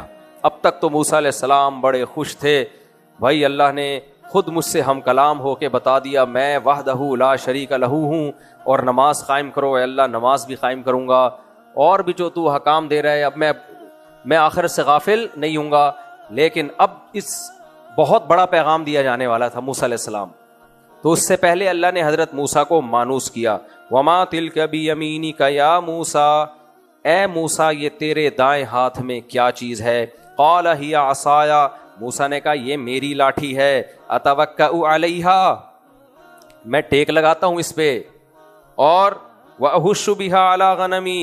اس کے ذریعے پتے جھاڑتا ہوں اپنی بکریوں پر، اس لاٹھی کے ذریعے. وَلِيَ فِيهَا مَآرِبُ أُخْرَى. اور بہت سارے کام ہیں میرے جو میں اس سے کرتا ہوں. بڑا جب بھی کوئی سوال پوچھا کرے نا، تمیز سے جواب دینا چاہیے، ہوں نہیں کر دینا چاہیے.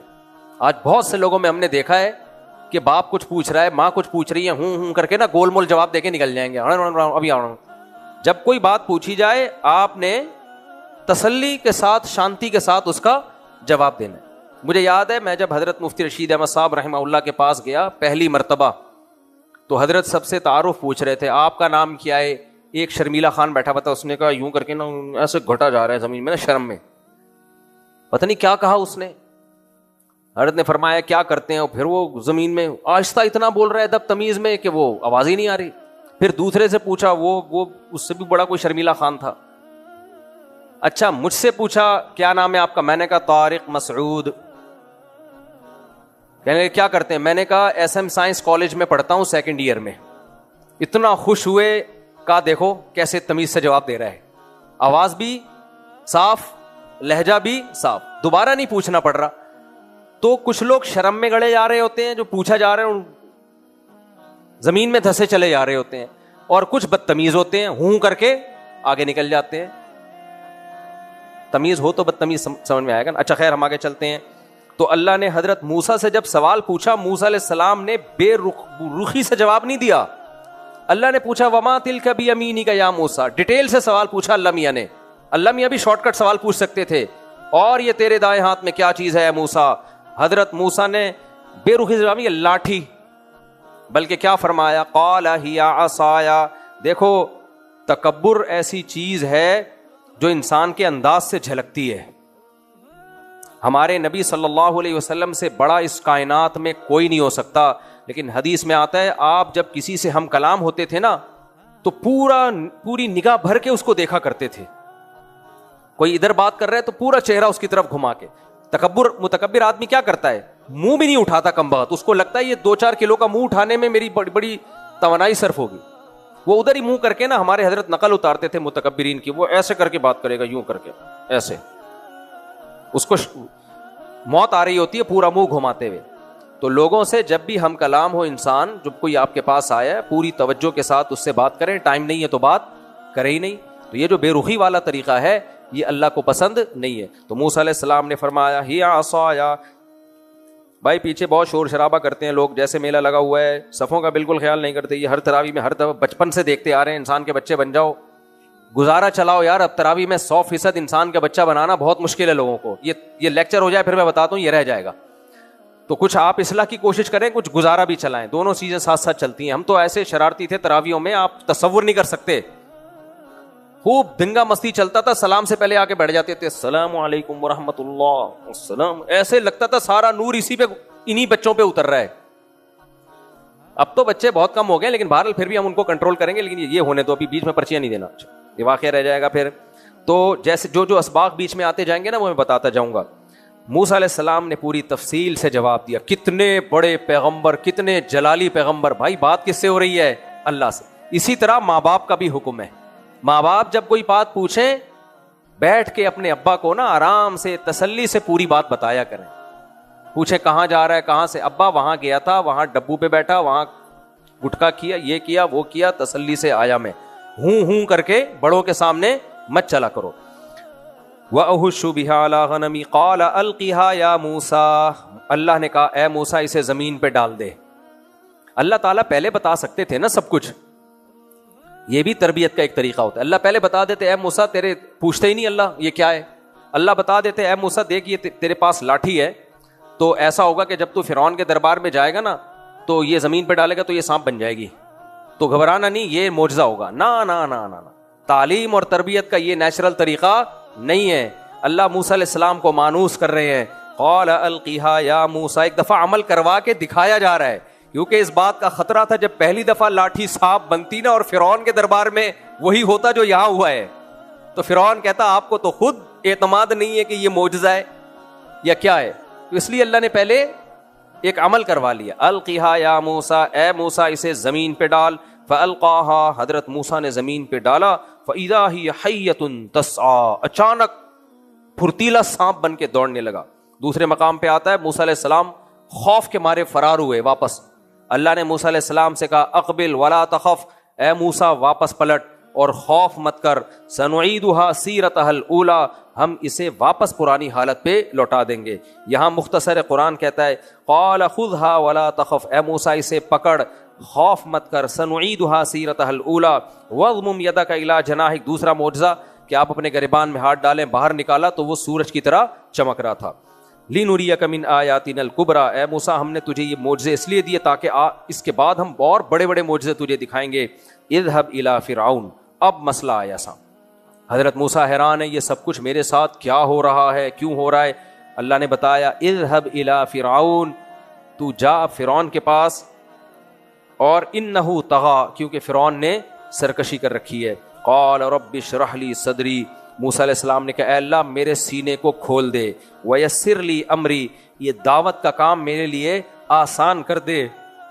واحلل عقدۃ من لسانی، موسیٰ علیہ السلام کی زبان میں وہ اعلیٰ درجے کی بلاغت نہیں تھی، میری زبان کی گرہ کو کھول دے. یفقہوا قولی، تاکہ وہ میری بات سمجھیں. واجعل لی وزیرا من اہلی، اکیلا یہ کام نہیں کر سکتا، بہت مشکل. دائرہ کس کے دربار میں جا رہا ہوں؟ بادشاہ کے دربار میں جا کے بات کرنا ویسے ہی مشکل، اور وہ جو میرے قتل کے در پہ ہے اس کے پاس جانا تو اور زیادہ مشکل. تو میرا دست و بازو بنا دے میرے بھائی ہارون کو. دوسرے مقام پہ آتا ہے پہلے موسیٰ علیہ السلام نے یہ فرمایا کہ اس کو نبوت دے دے، مجھے نہ بھیج. تو اللہ نے فرمایا کلا، اے موسیٰ ہرگز نہیں، یہ نہیں ہو سکتا، تو جائے گا. ہاں تیرے بھائی کو میں تیرا دست و بازو بنا دیتا ہوں. تو ہارون اخی، اے اللہ میرے بھائی ہارون کو میرا وزیر بنا دے. اشدد بہ ازری، میری کمر کو مضبوط کر دے میرے بھائی ہارون کے ذریعے. واشرکہ فی امری، اور اس نبوت میں اس کو میرا شریک بنا دے. حضرت مولانا اشرف علی تھانوی رحمہ اللہ نے اس آیت کے تحت لکھا ہے کہ جو بھی دین کی دعوت اور تبلیغ میں جڑا ہوا ہے اس کے مخلص ہونے کی علامت یہ ہے کہ وہ یہ چاہتا ہے کہ میرے جیسے اور بھی لوگ پیدا ہو جائیں، ون مین شو نہ بنوں میں، مجھے ہی عہدہ نہ ملے بلکہ اس عہدے میں میرے ساتھ دوسرے لوگ بھی شریک. ہمارے ہاں کیا ہوتا ہے، میں مفتی اعظم ہوں تو میں ہی مفتی ہوں، باقی سارے گھاس کھا رہے ہیں بھائی. تو یہ اس کی علامت ہوتی ہے کہ آپ اپنے آپ کو پروموٹ کرنا چاہتے ہو. موسیٰ علیہ السلام کو نبوت مل رہی تھی، نبوت سے بڑا کوئی مقام نہیں ہوتا. تو یعنی آپ کے دل میں چاہت آ سکتی تھی بھائی میں ہی ہوں، بس اس بنی اسرائیل میں اکیلا میں نبی ہوں تو عزت کس کی ہوگی؟ میری. پہلے انہوں نے کہا کہ میں نہیں، ہارون کو بنا دیں، کیونکہ ذمہ داری ہے بھائی یہ ہارون کو. جب اللہ اس پہ راضی نہیں ہوئے تو پھر ان کو بھی نبوت دے دیں تاکہ دونوں مل کے تیری دعوت اور تبلیغ کا کام کریں. تو وَأَشْرِكْهُ فِي أَمْرِي، اے اللہ تو میرے اس معاملے میں اس کو شریک کر دے. کیوں؟ کَيْ نُسَبِّحَكَ كَثِيرًا، ہم دونوں مل کے جو تیری حمد و ثنا کریں گے وہ اکیلے نہیں کر سکتے. ہم دونوں مل کے تیری تعریفوں کا انبار لگا دیں گے فرعون کے سامنے، تیری تسبیح اور تحمید کا. انک کنت بنا بصیرا قال قد اوتیت سؤلک یا موسیٰ، اللہ نے فرمایا اے موسیٰ ہم نے تجھے تیرا سوال دے دیا، جو تو نے چاہا وہ تیری چاہت پوری کر دی، یہ ہم نے تجھ پر ایک احسان کیا. وَلَقَدْ مَنَنَّا عَلَيْكَ مَرَّةً أُخْرَى، اے موسیٰ تو یاد کر ہم نے اس سے پہلے بھی تجھ پر احسانات کیے ہیں. اللہ اپنے احسانات کیوں گنواتا ہے بھائی؟ تاکہ جو کام دیا جا رہا ہے نا آپ وہ کام اچھی طرح سے کرو. اللہ ہم پر بھی اپنے احسانات گنواتا ہے، میں نے تمہیں یہ نعمت دی، یہ نعمت دی، یہ نعمت دی، کیونکہ ہم پہ کام جو اللہ نے لگائے کیا لگائے؟ زنا مت کرو، فحش فلمیں مت دیکھو، غیبتیں مت کرو، نماز مت چھوڑو. تو یہ جو اللہ احسانات گنواتا ہے یہ اس لیے نہیں کہ اپنے احسانات کے نیچے ہمیں دبانے کے لیے، بلکہ احسان فراموشی سے بچانے کے لیے. تو اللہ نے موسیٰ علیہ السلام سے کیا فرمایا؟ وَلَقَدْ مَنَنَّا عَلَيْكَ مَرَّةً أُخْرَى، اے موسیٰ اس سے پہلے بھی میں تجھ پر احسان کر چکا ہوں. اِذْ أَوْحَيْنَا إِلَىٰ أُمِّكَ مَا يُوحَىٰ، جب ہم نے تیری ماں کی طرف وحی کی تھی. فرعونی آئے تھے تجھے قتل کرنے کے لیے، سارے بنی اسرائیل کے بچوں کو فرعون ذبح کرتا تھا، تجھے بھی ذبح کرنے کے لیے آئے. تو ہم نے تیری ماں کے دل میں ڈالا ان اقذ فیہ فی التابوت، کہ اس بچے کو تابوت میں ڈال دے. فاقذ فیہ فی الیم، اور اس تابوت کو دریا کی موجوں کے حوالے کر دے. فلیلقہ الیم بالساحل، ہم نے دریا کو حکم دیا کہ اسے کنارے پہ ڈال دے. یاخذہ عدو لی وعدو اللہ، اور ہم نے یہ حکم دیا، مقدر بنا دیا کہ وہ صندوق جب کنارے پہ نکلے گا تو اسے وہ لے گا جو میرا بھی دشمن اور اس موسیٰ کا بھی دشمن. سمجھ میں آ رہی ہے بات کہ نہیں آ رہی ہے؟ اپنے اور تیرے دشمن کے ذریعے تجھے پلوایا میں نے. وَأَلْقَيْتُ عَلَيْكَ مَحَبَّةً مِّنِّي، جب دشمن تھے دونوں تو بچ کیسے گیا؟ اے موسیٰ ہم نے تجھ پر احسان کیا کہ تیری محبت وہاں لوگوں کے دلوں میں ڈال دی. بچے کے چہرے پہ ایک معصومیت اور ایک وہ ہوتی ہے، ایک محبت، اٹریکشن ہوتی ہے، وہ اتنی زیادہ تھی کہ وہ چاہت کے باوجود بھی قتل نہیں کر سکے. اِذْ تَمْشِي أُخْتُكَ، اس وقت کو یاد کر جب تیری بہن چل رہی تھی. فتقولو، اور کہہ رہی تھی، هل ادلکم علی من یکفلو، حضرت موسیٰ علیہ السلام جب فرعون کے دربار میں تھے نا تو کسی کا دودھ ہی نہیں پیتے تھے. ادھر قرآن میں دوسرے مقام پہ آتا ہے موسیٰ علیہ السلام کی ماں کا دل صبر سے خالی ہو گیا جب پتہ چلا نا کہ فرعون نے یہ بچہ اٹھایا ہے. تو خواتین اکثر جذباتی ہوتی ہیں, وہ جا کے اگل دیتی ہیں تو میرا بچہ ہے میرے حوالے کرو. اگر وہ اگل دیتی تو فرعون نے فوراً قتل کر دینا تھا کہ یہ تو بنی اسرائیل کا نکلا. تو اس لیے اللہ کہتے ہیں وَرَبَطْنَا عَلَىٰ قَلْبِهَا, ہم نے موسیٰ کے ماں کی دل کو مضبوطی سے تھام لیا, صبر کی توفیق دی ہم نے. تو جب دودھ ہی نہیں پی رہے تو حضرت موسیٰ کی جو بہن تھی وہ گئیں اور کہنے لگی فرجع. دیکھو قرآن میں کسی عورت کا نام نہیں سوائے حضرت مریم کے. حضرت مریم کا نام ہے وہ ایک ضرورت کی وجہ سے, کیونکہ ان پہ الزام لگتا تھا نا حضرت عیسیٰ علیہ السلام پہ, تو اللہ نے ان کو ثابت النسب بنایا کہ مریم ہے. ورنہ قرآن ہمیشہ عورت کی پہچان ان کے مردوں سے کرتا ہے. موسیٰ کی ماں, فرعون کی بیوی, موسیٰ کی بہن, یہ الفاظ ہیں قرآن میں. تو یہ جو آج کل سیکولر لبرل طبقہ ہے نا, اس نے عورت اور مرد کے رشتے کو بولو توڑ دیا. انگریزوں میں جب تک تھوڑے سے انسان کے بچے تھے چند سال پہلے تک مرسز فلاں سے پکارا جاتا تھا, آج کل وہ بھی مارکیٹ سے شارٹ. وہ بھی کہتے تھے مرسز نیلسن منڈیل, استغفر اللہ, مرسز مائیکل جیکسن یا مرسز فلاں فلاں, وہ بھی اس پہ فخر کرتے تھے چند سال پہلے تک. اب وہ بھی مارکیٹ سے شارٹ. اور اس سے بھی زیادہ بدماشی ہے کہ مرسز غفار جو کہ ہے ستار, یعنی ستار وہ مرسز غفار ہے اور غفار مرسز ستار ہے, پتہ ہی نہیں چل رہا کہ ہی کون ہے ان میں. تو بیڑا غرق یار, اور کتنا بولوں میں سمجھانے کے لیے. ان کو تم فالو کر رہے ہو, یہ تمہیں تمیز سکھائیں گے یار, بس کرو. کل کسی کا کلپ دیکھا, وہ سمجھا رہا تھا کہ موٹیویشنل اسپیکر تھا یونیورسٹی کا. اب یونیورسٹی کے بچے بھی بیٹھے ہوئے, آپ پروفیسروں کا ادب کریں لیکن تمیز ان سے مت سیکھو خدا کے لیے. تمیز ہمیں کس نے سکھائی ہے؟ مذہب نے. راستہ مذہب کا فالو کرنا پڑے گا تو انسان کے بچے بنو گے. تو وہ ماں باپ کے حقوق پر نا, میں نے کہا یہ ہمیں ماں باپ کے حقوق سکھائیں گے جو خود اپنے, جن کے ابا ہوتے ہی نہیں ہیں. آگے چلو بھائی, جلدی میں مکمل کر لوں, آج میں نے جانا بھی ہے, ایک اور جگہ بیان ہے. تو اللہ تعالیٰ نے فرمایا کہ اے موسیٰ ہم نے تجھ پر احسان کیا. اذ تمشی اختک, تیری بہن چلتی ہوئی جا رہی تھی. فتقول, فرعون کے محل میں جا کے کہتی ہے, هل ادلکم علی من یکفل, میں تمہیں بتاؤں ایسا گھرانہ جو اس کی کفالت کر لے گا. فرجعناک الی امک, اے موسیٰ ہم نے تیری ماں کی گود میں تجھے پہنچا دیا. کئی تقر عینھا, تاکہ اس کی آنکھیں ٹھنڈی ہو جائیں. دیکھو یہ حضرت موسیٰ کی ماں پر بھی احسان تھا, لیکن ماں پر ہونے والا احسان اللہ حضرت موسیٰ پر احسان کے طور پہ بیان کر رہا ہے. اس سے پتہ چلتا ہے آپ کی ماں کے ساتھ اگر کوئی اچھا سلوک ہو تو غیرت مند آدمی اس کو اپنے ساتھ ہی اچھا سلوک سمجھتا ہے. آپ کے باپ کے ساتھ اگر کوئی نعمت ملے تو اس کا مطلب آپ کو ملی ہے وہ نعمت.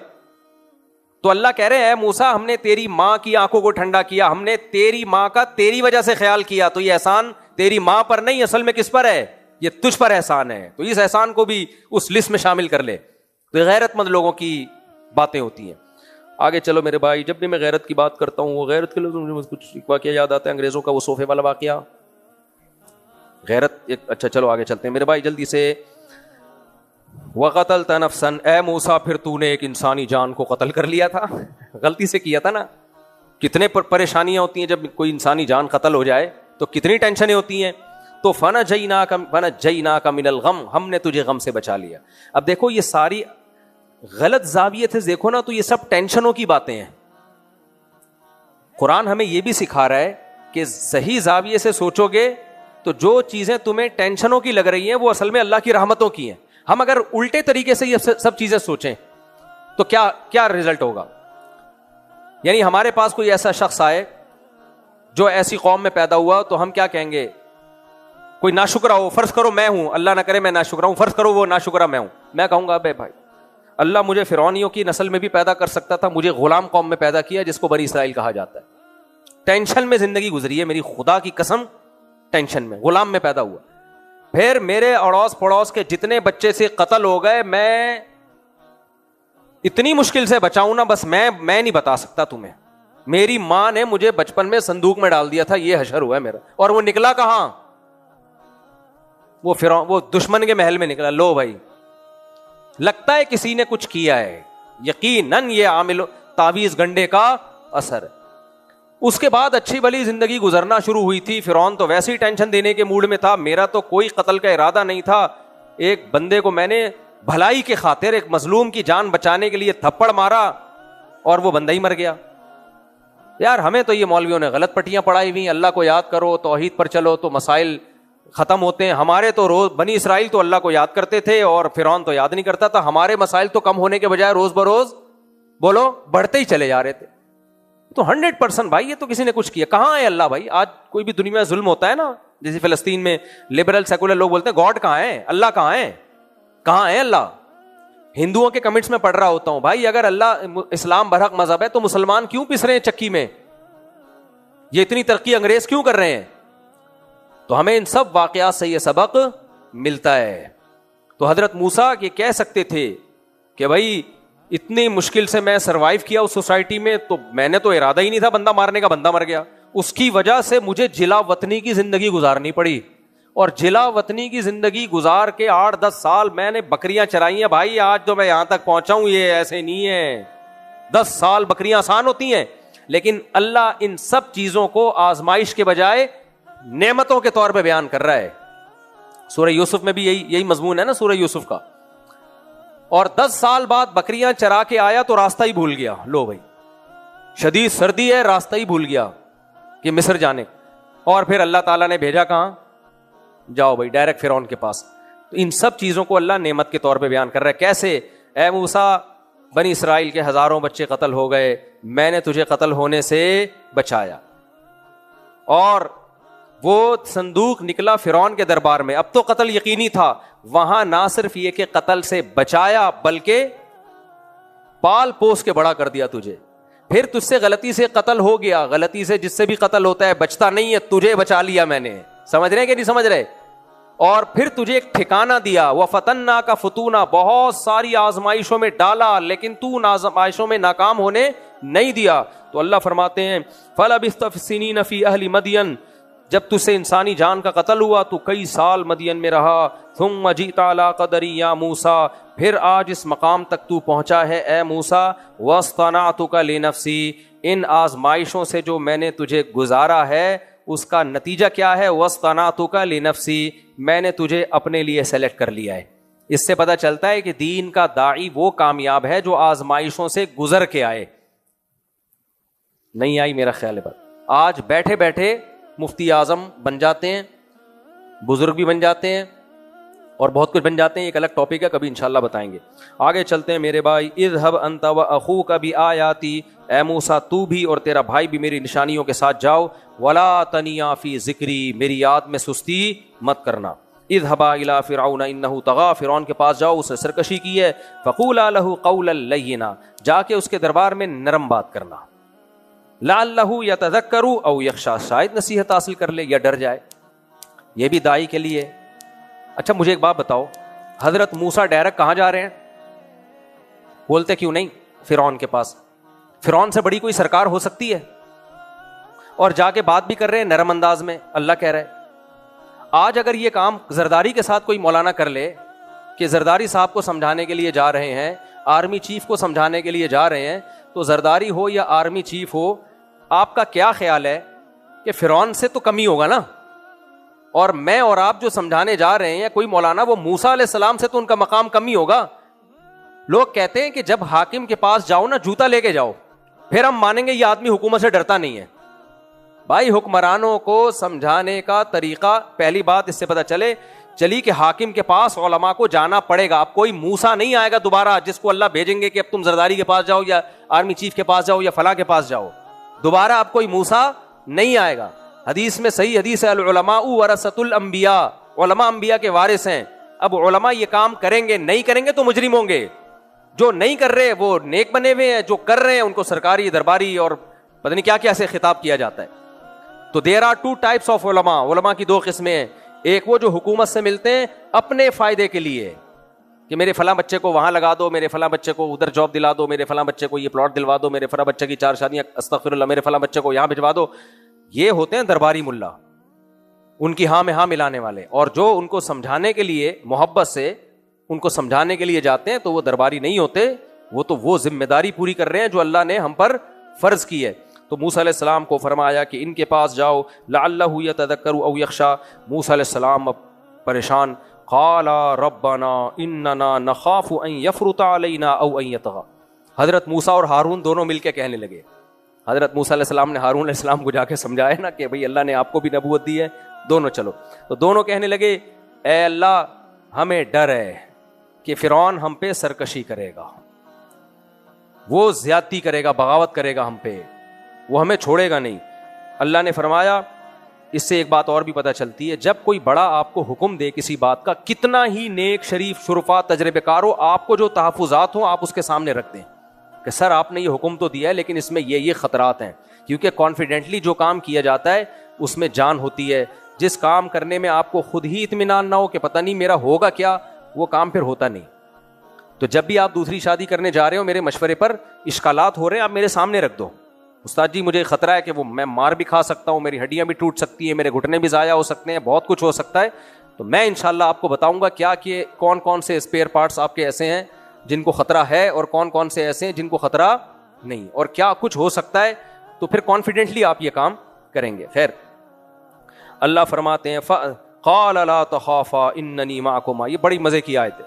اللہ نے فرمایا اے موسیٰ اور ہارون خوف مت کرو, اننی معکما میں تم دونوں کے ساتھ ہوں, اسمعو تمہاری باتوں کو سن بھی رہا ہوں, وارا اور تمہارے حالات کو دیکھ بھی رہا ہوں. فاتیاہ فقولا جاؤ جا کے اس کو یہ کہنا انا رسول ربک ہم آپ کے رب کے پیغمبر ہیں. فارسل معنا بنی اسرائیل ولا تعذبہم بنی اسرائیل کو ہمارے ساتھ بھیج دیں, ظلم نہ کریں. قد جئناک بآیۃ من ربک ہم اللہ کی طرف سے نشانی لے کر آئے ہیں. والسلام علی من اتبع الہدی جو بھی سیدھے راستے کو فالو کرے گا اس پر سلامتی. قال فمن ربک انا قد اوحی الینا اور اس کو یہ بھی بتا دینا کہ ہم پر وحی آئی ہے اللہ کی طرف سے, ان العذاب علی من کذب وتولی کہ یہ پیغمبر کی دعوت ہے, اس کو جھٹلانا آسان نہیں ہے. کیونکہ ہماری اپنی حیثیت سے ہم دعوت نہیں دے رہے, ہم کس کا پیغام پہنچا رہے ہیں, اللہ کا. اس میں یہ بھی پتا چلا کہ موسیٰ علیہ السلام نے کہا نا کیونکہ یہ اللہ کی دعوت ہے لہذا اس کے انکار کے نتیجے میں آسان نہیں ہے انکار اس کا, اس پر عذاب آئے گا اور وہ عذاب جہنم کی آگ کی صورت میں ہوگا. یہاں بھی آج جو لبرل سیکولر بولتے ہیں نا یہ نماز نہیں پڑھی تو کیا ہو گیا, یہ اللہ اٹھا کے آگ میں ڈال دے گا, یہ مولوی ایسے یہ مولوی ویسے. بھائی صاحب مولویوں کے ایسی کی تیسی یار, آپ جو مرضی کر لو. مولوی اگر اللہ کا پیغام آپ تک پہنچا رہا ہے اس کا انکار ہلکی بات بولو نہیں. نماز چھوڑنا بذات خود کچھ بھی نہیں ہے, کچھ پڑھتے ہیں کچھ چھوڑتے ہیں, لیکن اگر یہ اللہ کا حکم ہے کہ پڑھنی ہے پھر چھوڑنا آسان نہیں. اللہ اگر یہ کہہ دے نا یہ پتھر یہاں سے اٹھا کے یہاں رکھنا ہے ہر قیمت پہ, بھائی کوئی آدمی یہ گلاس اٹھا کے یہاں سے وہاں رکھ دے, گلاس کو الٹا کر کے رکھ دے, سیدھا کر کے رکھ دے, کوئی سر قلم کیا جاتا ہے اس کا. اب یہ بھائی نے پانی پی کے گلاس وہاں رکھ دیا, اگر یہ ان کے سر پہ رکھ دیتے الٹا کر کے, تھوڑا سا ہم ہنستے بولتے پاگل ہو گیا ہے, بار بار کرتے تو کان مروڑ دیتے, کیا خیال ہے, یہی ہوتا. لیکن اگر اللہ کسی پیغمبر کو بھیج کے کہتا کہ یہ گلاس اٹھا کے یہاں نہیں رکھنا وہاں رکھنا ہے اور یہ میرا یقینی حکم ہے, اور بار بار تاکید سے سمجھا دیتا کہ یہ نہیں کرنا, اب یہ ہلکا کام بولو نہیں. میں اور آسان مثال سے بات سمجھاتا ہوں. دیکھو ڈاکٹر نے آپ کو کہا کہ 12 گھنٹے کی فاسٹنگ کرنی ہے آپ نے شوگر لیول کو کنٹرول کرنے کے لیے. 12 گھنٹے ہونے میں ابھی 1 منٹ باقی تھا, آپ نے فاسٹنگ توڑ دی, ڈاکٹر کو بتایا تو ڈاکٹر رکھ کے چماٹ مارے گا آپ کو؟ بولتے کیوں نہیں؟ ڈاکٹر کہے گا کوئی بات نہیں یار, 11 گھنٹے 59 منٹ اور 59 سیکنڈ تک اگر ایک کام کر لیا ویل ڈن یار, تو کوئی بات نہیں, 1 منٹ سے کچھ نہیں ہوتا. لیکن یہی رمضان کا روزہ ہے, اللہ نے کہا غروب آفتاب تک اجتناب کرنا ہے, آپ نے 1 منٹ نہیں 1 سیکنڈ پہلے کھا لیا, 60 روزوں کا کفارہ ہے. کتنے روزوں کا؟ اور توبہ الگ, توبہ نہیں کی تو جہنم کی آگ ہے, کفارے سے گناہ معاف نہیں ہوتا. گناہ تو توبہ کرنی پڑے گی گڑ گڑا کہ میں نے غلط کیا, اور اس کے علاوہ دنیا میں سزا 60 روزے. وجہ کیا ہے بھائی؟ یہ 1 سیکنڈ یا 2 منٹ کی بات نہیں ہے, آپ نے کس کے حکم کو توڑا ہے؟ اللہ کے. تو اس لیے اللہ نے موسیٰ علیہ السلام سے فرمایا کہ ان کو جا کے فرعون کو کہہ دینا ان العذاب علی من کذب وتولی, یہ میری دعوت نہیں ہے, میں نمائندہ کس کا ہوں؟ اللہ کا. تو جو اس دعوت کا انکار کرے گا اس پر عذاب آئے گا. قال فمن ربکما یا موسیٰ. اب موسیٰ علیہ السلام چونکہ ہر بات اللہ کی کر رہے تھے, کہہ رہے تھے میری دعوت نہیں اللہ کی, تو فرعون نے کہا من ربکما یا موسیٰ. میں بس 2-3 منٹ میں بیان سمیٹ کے ختم کرتا ہوں. اے موسیٰ تم دونوں کا رب ہے کون؟ اس کو اچھی طرح سمجھو اس آیت کو. یہ جتنے ڈاروین شاروین بندر چمپینزی سے ہمیں بنانے کی کوشش کر رہے ہیں نا, ان سب کا جواب اس اگلی آیت میں. سمجھ رہے ہو کہ نہیں سمجھ رہے؟ فرعون نے کہا فمر ربکما, کیڑا رب, سمجھ رہے ہو, کیڑا رب, گھننا بن گیا نا. یا آج ایتھیسٹ بھی یہی کہتے ہیں, کون گاڈ واڈ کون بھائی, جب ہم گاڑی کے ایکسلریٹر پہ پاؤں رکھتے ہیں تو گاڑی چلتی ہے, بریک پہ پاؤں رکھتے ہیں تو رکتی ہے, تو ہر کام لاجک سے ہو رہا ہے, تو رب کہاں گیا اس میں. ایک ابھی آیا ایک بہت بڑی فلم, اس نے کہا ہے کہ گریوٹی کا لا ہے, اوپر چیز پھینکیں گے تو نیچے آئیں گی, تو رب بس ایک قانون ہے, اگر رب نے ہے بھی تو یہ بنا دیا اس نے ایک لا, یہ تو ایک لاجک کے تحت ہر کام ہو رہا ہے. تو موسیٰ علیہ السلام سے فرعون نے یہی سوال کیا, مر ربکما یا موسیٰ, اے موسیٰ تمہارا رب ہے کون. موسیٰ علیہ السلام نے بہت ہی مختصر اور خاندانی جواب دیا. اس جواب کا جواب کسی کے باپ کے پاس بھی نہیں. فرمایا ربنا الذی اعطا کل شیء خلقہ ثم ہدا. سبحان اللہ. دو چیزیں اس کائنات میں ہمیں نظر آتی ہیں, چینجر کے بغیر چینجنگ نہیں ہو سکتی, کریٹر کے بغیر کریشن کیسے ہو گئی. موسیٰ علیہ السلام نے کہا جس نے بنایا اس کو پہلی دفعہ. سمجھ میں آ رہی ہے بات. خلق, تخلیق, کریشن, جس کو انگلش میں کیا کہتے ہیں, کریشن. جس نے کریشن کے عمل سے اس کائنات کو گزارا ہے وہ کون ہے, وہ خود بخود نہیں ہو سکتی ہے. میں نے بتایا تھا نا, جتنے ملحد ایتھیسٹ اور ڈارون کی باتیں کرنے والے, یہ بہت افلاطونیاں, بقراتیاں, ہائیڈروجن یوں, فلانا یوں, پھر وہ ایک کروڑوں خربوں سال پہلے جو اصل سوال ہے نا وہ یہ پی جاتے ہیں. جیسے قادیانی مرزا کی نبوت پہ بات کرے گا, شخصیت پہ بات نہیں کرے گا. ہم کہتے ہیں پہلے اس کا شریف انسان ہونا ثابت کرو, نبوت تو بات کی چیز ہے نا, شریف انسان پہ بات نہیں کرتے. وہ کہنے نہیں ایکچولی نبی آخری نبی نہیں, وہ آخری کا یہ مطلب ہے. بھائی چھوڑ دے, نبی آخری ہونے کا مطلب کیا ہے, وہ ایک الگ بحث ہے. پہلے یہ بتاؤ کہ مرزا غلام احمد قادیانی شریف انسان تھا یا نہیں تھا, اس پہ مناظرہ کرو. ہم اس کی کتابوں سے ثابت کریں گے. نبی تو بات کی چیز ہے, وہ شریف انسان ہی نہیں تھا, اس کی کتابوں سے ثابت کریں گے. قادیانی زہر کا پیالہ پی لے گا, اس مناظرے پہ یاد رکھو کبھی بھی آمادہ نہیں ہو. اسی طرح یہ جو ڈارون کی باتیں کرتے ہیں, یہ کائنات ایسے ہوئی, بگ بینگ تھیوری, دھماکہ شماکہ, ان سے پوچھو کہ وہ پہلی مرتبہ انرجی کہاں سے اتنی آ گئی, وہ مادہ کہاں سے آ گیا اتنا, جس میں دھماکے کے نتیجے میں وسیم بھائی وجود میں آ گئے, غفار بھائی وجود میں آ گئے. وہ تو بات کی چیز ہے نا. وہ دھماکہ کے لیے جو میٹیریل تھا وہ کہاں سے, غبارہ پھٹتا ہے نا, بم پھٹتا ہے, تو بم کہاں سے آیا. اللہ نہ کرے کہیں بم پھٹا, لاشیں پڑی ہوئی ہیں, ایک مجرم پہ شک ہوا, اس کو اٹھا کے آپ لے آئے, تو نے پھوڑا ہے. وہ کہہ رہے بم جو ہے نا, تو انکوائری ہوگی یہ بم بنایا کس نے, یہ کس دکان سے خریدا اس نے, اسے پھاڑا کس نے. یہ انکوائری ہوتی ہے کہ نہیں ہوتی, اس کا بٹن کس نے دبایا. لیکن وہ آپ کی توجہ ہٹانے کے لیے ان تمام چیزوں سے ذہن ہٹا کے کہہ رہے ہیں ایکچولی جب دھماکہ ہوتا ہے نا, تو دیکھیں بارود اندر سے جلتا ہے تو انرجی پروڈیوس کرتا ہے. وہ انگلش بھی مارے گا وہ تھوڑی سی. جب انرجی ہوتی ہے تو ایسے وہ سیل جو ہے نا دھن کر کے پھٹتے ہیں, اور جب پھٹتے ہیں تو سب پھٹتے ہیں اس میں.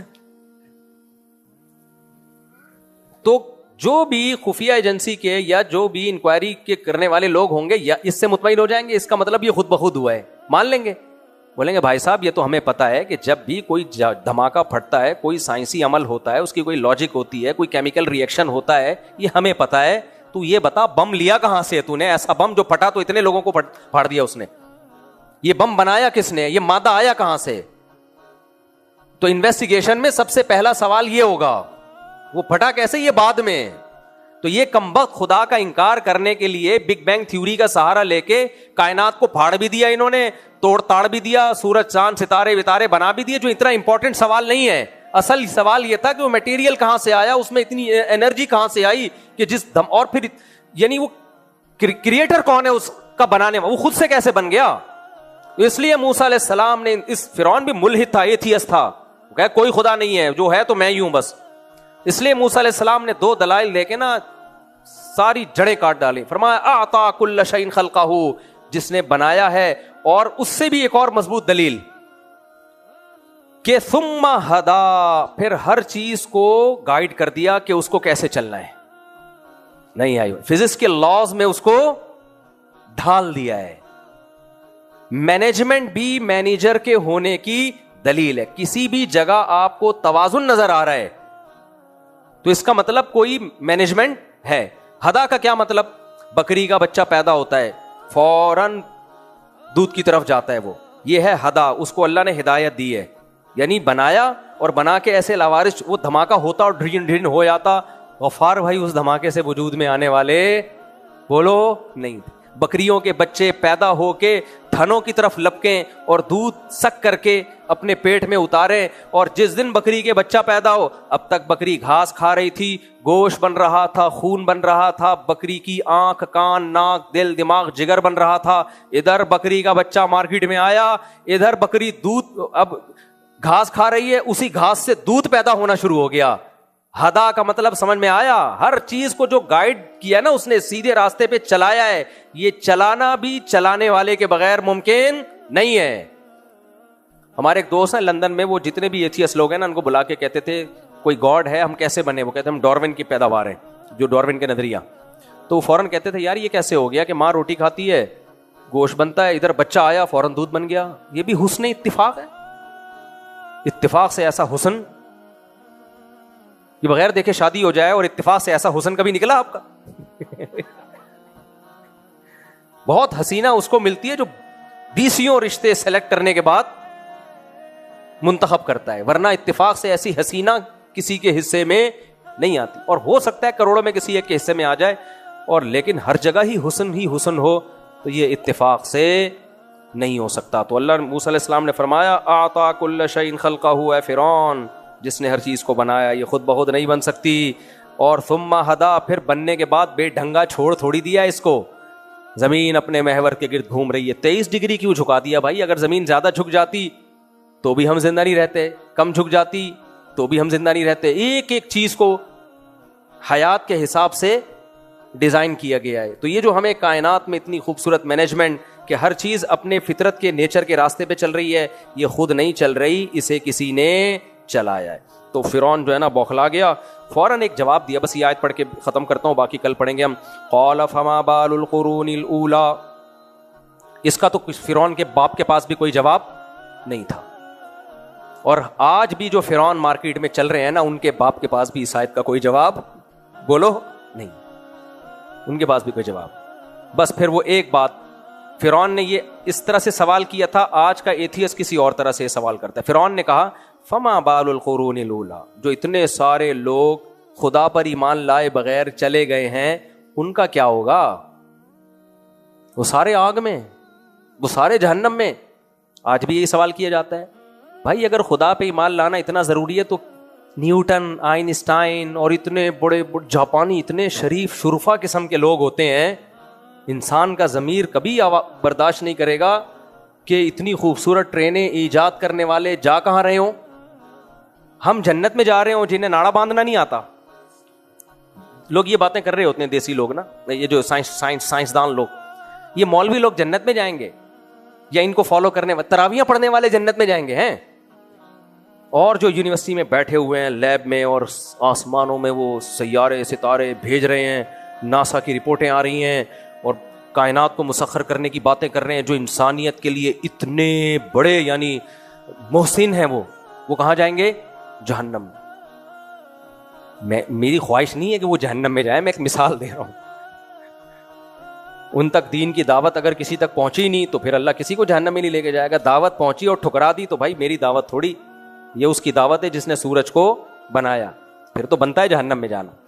نیوٹن کا بھی میں کوئی فتویٰ نہیں دے رہا کچھ نیوٹن کے بارے میں. تو فرعون نے فوراً کہا کہ فما بال القرون الاولی, اتنے لوگ جو جا چکے ہیں ان کا کیا ہوگا؟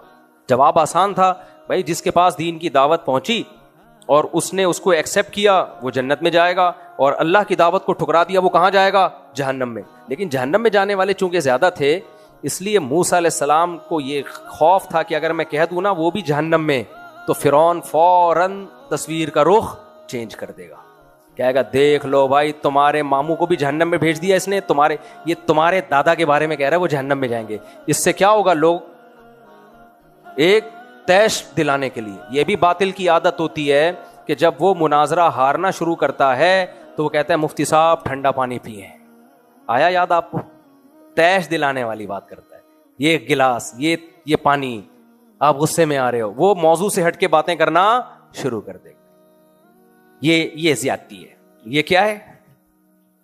یہ زیادتی کر رہے ہیں. ابے تو سوال کا جواب دے جو میں تجھ سے پوچھ رہا ہوں. تو وہ اس طرح کی چیزوں کو گھماتا ہے اشتعال دلانے کے لیے، لو بھائی تمہیں بھی جہنم میں. تو موسیٰ علیہ السلام کیونکہ حکمت کے ساتھ دین کی دعوت دے رہے تھے، انہوں نے یہ بحث چھیڑی نہیں کہ تمہارے باپ دادا کا کیا ہوگا. انہوں نے فرمایا علمھا عند ربی فی کتاب، ان کا علم میرے رب کے پاس کتاب میں لکھا ہوا ہے. لا یضل ربی ولا ینسا. ایسا مزہ آتا ہے نا یہ آیت پڑھنے میں. میرا رب نہ غلطی کرتا ہے نہ بھولتا ہے، جس کو جہاں لے جانا ہوگا ایگزیکٹ وہیں لے کے جائے گا. تو اس بحث کو چھوڑ، تو کون کہاں جائے گا؟ تو اپنی بتا، تو جہنم میں جائے گا یہ بتا دوں میں. تو کہاں جائے گا؟ تو اگر میری دعوت کا انکار کرے گا نا، تیرا مجھے یقین ہے کہ تو جہنم میں جائے گا. تو کیسی پیاری آیت ہے. علمھا عند ربی فی کتاب. اے فرعون، بحث کو تو ہٹانے کے لیے حضرت موسیٰ کو پتہ چل گیا تھا نا یہ بحث کا رخ موڑنا چاہتا ہے. اس سے پتہ چلتا ہے داعی کو چاہیے ہر سوال کا جواب نہ دے.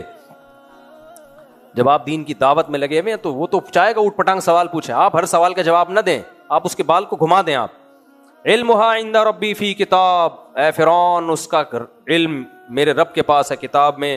لا یضل ربی، میرا رب غلطی نہیں کرتا.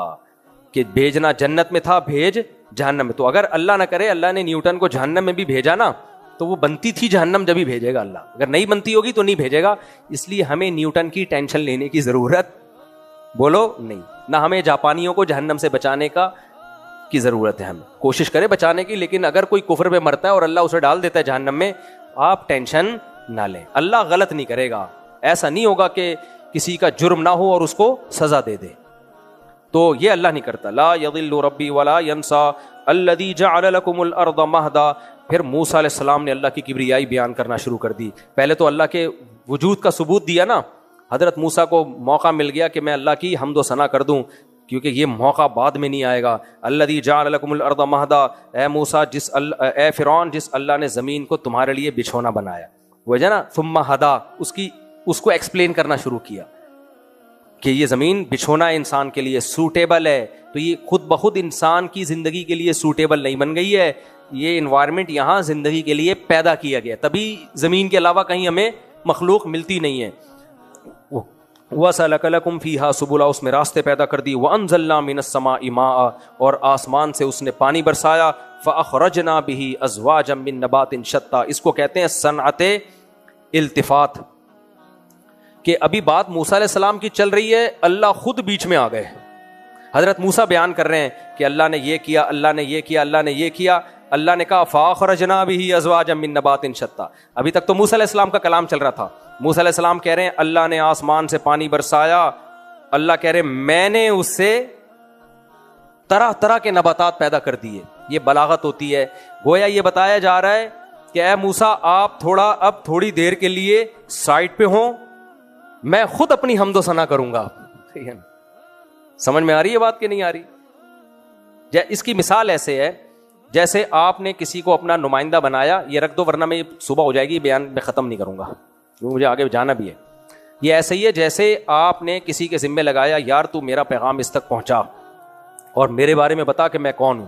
وہ بتا رہا ہے تعریفوں کا. ایک ایسا وقت آیا آپ نے اس کو ہٹایا سائٹ پہ، ٹھیک ہے نا، بولا میں بتاتا ہوں میں کون ہوں تجھے. تو یہ بلاغت کا ایک قاعدہ ہے.